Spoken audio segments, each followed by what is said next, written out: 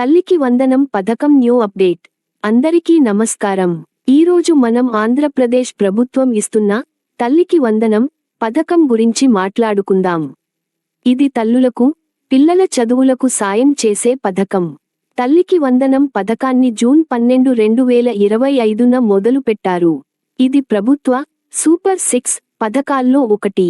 ఈ పథకం ద్వారా 1వ తరగతి నుంచి ఇంటర్ వరకు చదివే పిల్లల తల్లులకు డబ్బులు ఇస్తారు.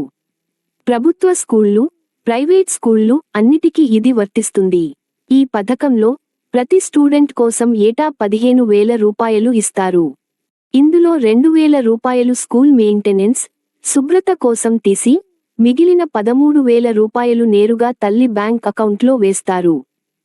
దీనివల్ల దాదాపు 67 లక్షల మంది స్టూడెంట్స్కి, 43 లక్షల మంది తల్లులకు లాభం కలుగుతుంది.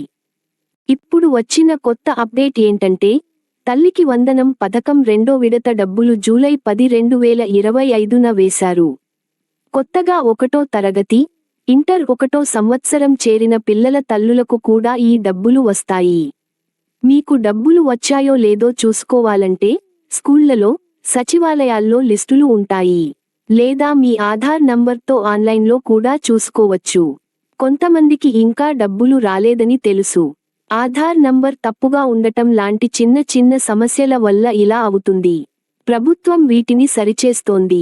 అర్హతగల మరియు చెల్లించబడాలి అని స్టేటస్ ఉన్న వాళ్లకు ఇప్పుడు డబ్బులు పడుతున్నాయి. మీకు ఇంకా రాకపోతే, మీ ఆధార్ బ్యాంక్ అకౌంట్కి కరెక్ట్గా లింక్ అయిందో లేదో చూసుకోండి.